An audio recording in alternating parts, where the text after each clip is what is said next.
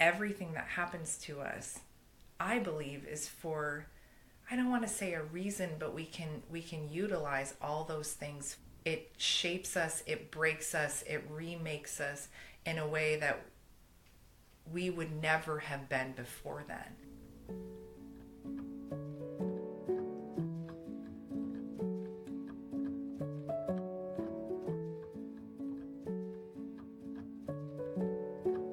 In February of 2017, Elizabeth came on the Gardenia Project to tell her story. She was episode number 2.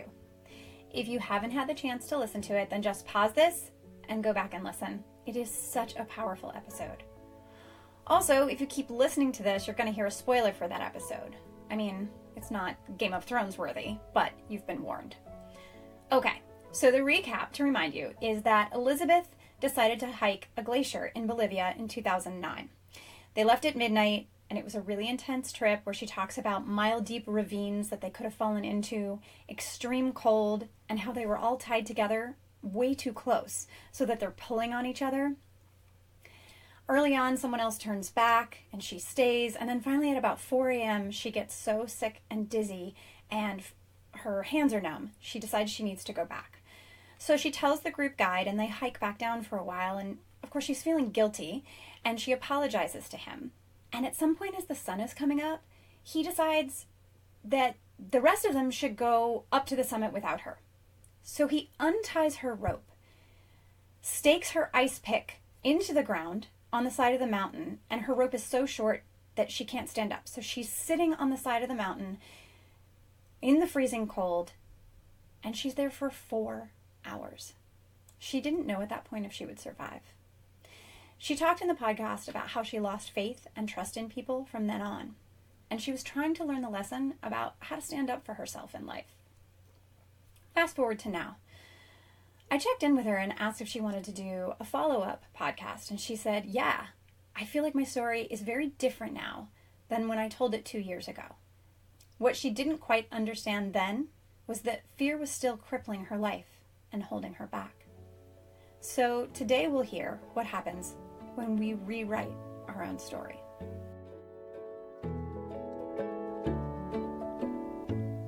What's interesting and exciting about doing a podcast is that it kind of bookmarks it. I get to tell a portion of my story, but it bookmarks it into history. So now when anyone listens to that version of the story, that's where it's held. Yet for me, there's continued healing, there's continued learning, I would tell that story differently today because of the way I've grown. But what I love about the podcast is it shows me the different formations of what has healed since then. So I've written about being on the glacier and stuck on the glacier. I've had the podcast with you about the glacier, and it's been interesting since that recording. A few people have said, oh gosh, I've heard your story. I'm like, and which has been great and interesting. But when I felt that I recorded with you, I felt still trapped in it, that there wasn't complete freedom from my story, because I was talking about how I came through a trauma, but I didn't necessarily heal from a trauma. And so, I knew after that podcast there needed to be significant more work done in that area of my life to find freedom, that I tell the story and I don't walk away feeling heavier. And so there's been a lot of transformation from that point until now, and freedom from that story.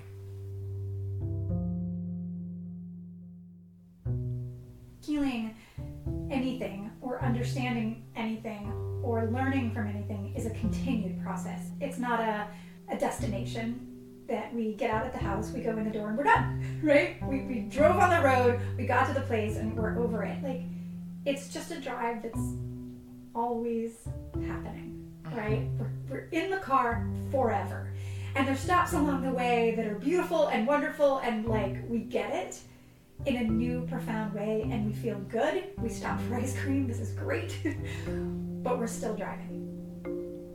And I think that we all know that intellectually, but emotionally it can be exhausting, because we think, oh, I got through this thing. I'm on the other side of it. Whew, I got out of the car. And that's not really the case. So, was there a sense of relief in speaking it when you were done with the podcast? And how did you realize that even though you spoke it and told your story and you had sort of learned, that you weren't done? When you tell a story and you relive the trauma through the telling of the story, that's when you know that healing has not fully occurred. What I found that I wanted to heal through fear. And so how that manifested is that I had this trauma that happened to me, and I wanted to build barriers around myself so that it never happened again. And so there were certain signs that I wanted to look for, how people behaved, if they had my back, if I felt that I could really trust in them. There were certain things that I was deciding, and so I created a barrier and wall around myself. Because I've been in other situations that felt life or death situations, I've had bombs go off in my life, I've been evacuated from places, like crazy stuff that have happened. When I build a normal relationship in my life, my question was always, I want to know if you're going to be there if someone comes in here with a gun, which isn't normal. So I build this wall around myself that I think I'm protecting myself, because now I'm aware that if anything would possibly happen that resembles any of my traumas again, I'm prepared. But really what I'm doing is I'm creating a stance of fear. I'm inviting more fear into my life, and I'm willing to see it perpetuate because I'm believing certain lies.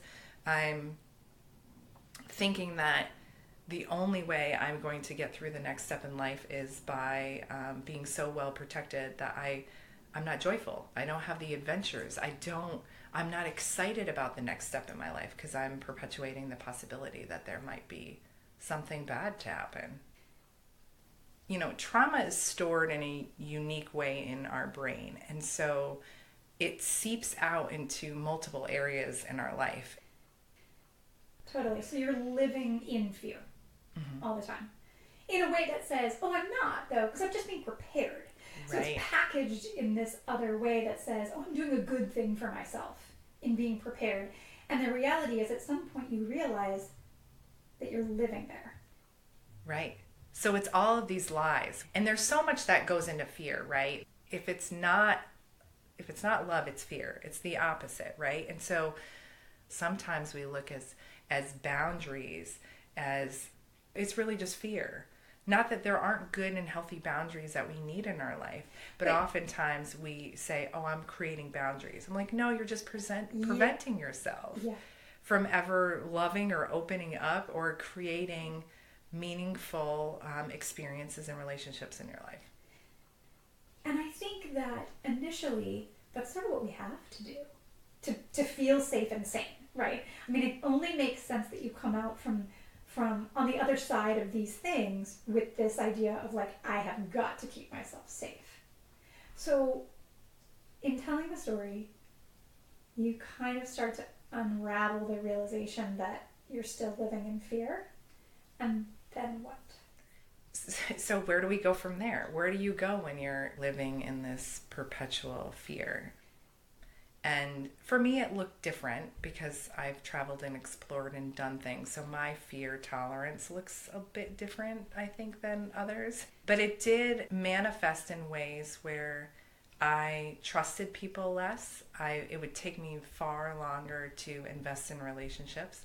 It would keep me on the move. It would keep me on the move because the shorter times I'm in experiences, the better it is for me. Because if it gets sticky and hard and whatever, I can keep going.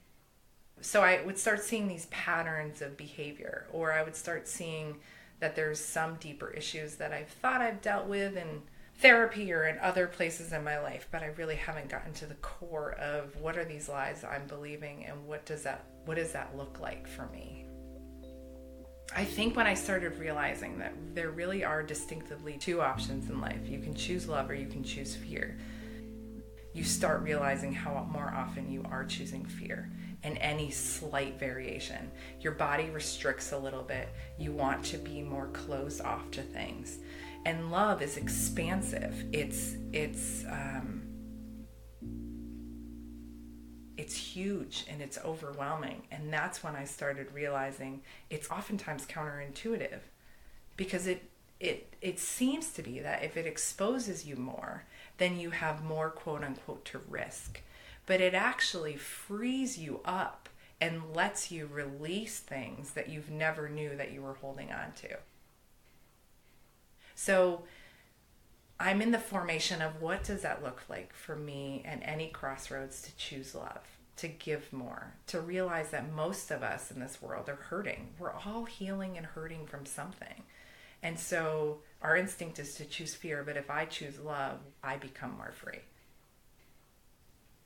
Do you think that this realization made you more spiritual? Were you already on a spiritual path, and it was in association with being a spiritual person that you started to uncover this? Did they happen together?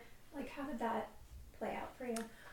I've had a strong faith for a long time, but all of these stories and traumas in our life start building a foundation. And so I had another trauma that happened about over a year ago, and that got me to a place of total surrender. That the things that I was trying to control, the things that I was trying to hold on, were actually crippling me instead of allowing me to live the life that I wanted to live. I wasn't pressing forward into joy. I wasn't being curious. I'm curious about everything.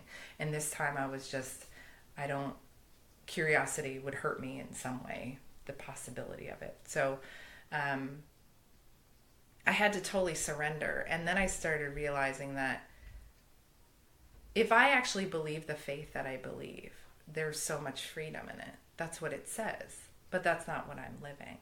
And so what does it mean to get to a place that these words actually ring true? That they do actually provide healing. They do provide healing. They do provide freedom in a way that I've never experienced before. The biggest victory that happened in that entire story was when I was staked to the ground and I had the choice at that point. I didn't make the best choices all along because I was hoping someone responded differently. But at that moment, all by myself, sitting on the glacier, not knowing if I would ever leave, I had the choice if I wanted to be buried in fear or if I wanted to be surrounded by joy. And that's when I just started praying. And that vision of what the mountains looked like with the clouds hovering over and the sun starting to rise will never be lost from me. Like, that is embedded in my brain forever. And if I just had a really great experience on that glacier, I would never have seen that.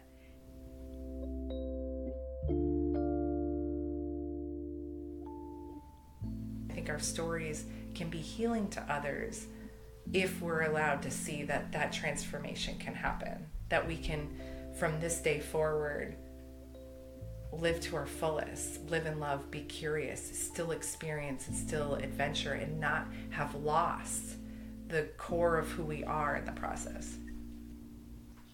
Not only not losing who you are in your core, but also possibly adding to your core, right, through these experiences. So this trauma first made you more fearful, but in the long run, it shifted you into somebody who can embrace love and trust in a completely different way.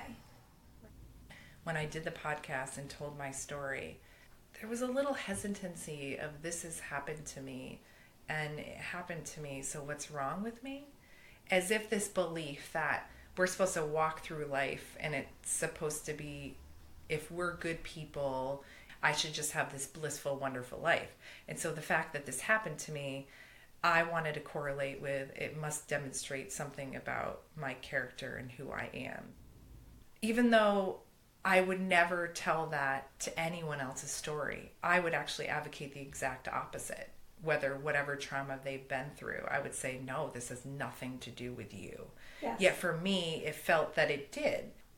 How I've been able to change perspective on that piece is that everything that happens to us, I believe, is for I don't want to say a reason, but we can utilize all those things. It shapes us, it breaks us, it remakes us in a way that we would never have been before then. What I really wanted was someone to stand up for me, because I wasn't ready to stand up for myself. I'm waiting and I'm looking around for permission for everyone else to stand up for me when I am not standing up for myself. To be able to be me means standing up for myself, means advocating for who I am.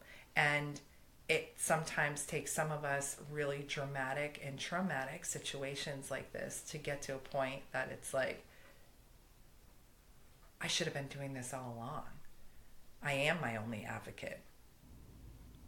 What I had found since the glacier is that I had repetitive traumas because I hadn't done the proper healing, because I was waiting for other people to advocate for me.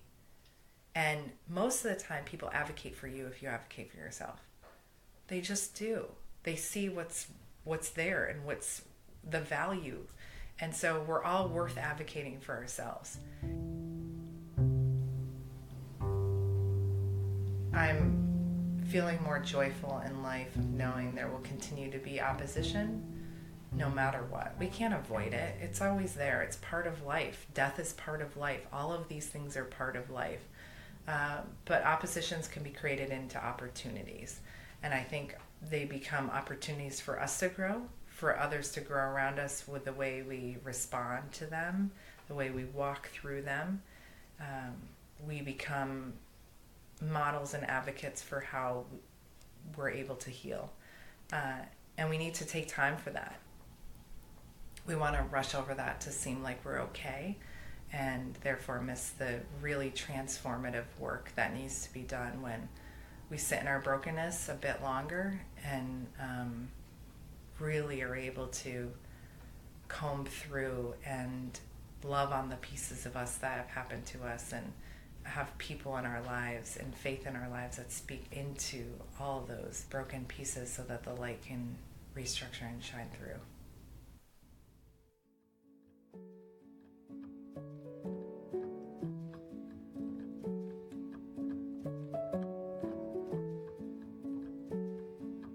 Her whole theory that we have the choice of choosing love over fear, totally up my alley.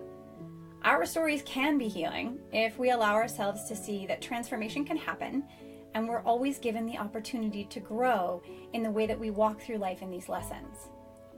Her truths about how after experiencing a trauma, you try and build a wall to protect yourself from it ever happening again. Yeah, I totally get those realities. I've done that. A lot of us have. But then also how, once we build those walls, they shut out everything, not just danger or fear. Elizabeth retold her story to herself through the lens that gave her the option to choose love over fear. But she had to do that every day. And in that way, she opened up her life to so much more than she was living. It's not always an easy choice to let our guard down, but it does open up a whole world of freedom and possibilities. I choose that too. I choose it every day. And I have to remind myself, just like we all do. In the practice of retelling our stories constantly, we get to make further choices about how we live our life. I love that. Always learning, always moving forward.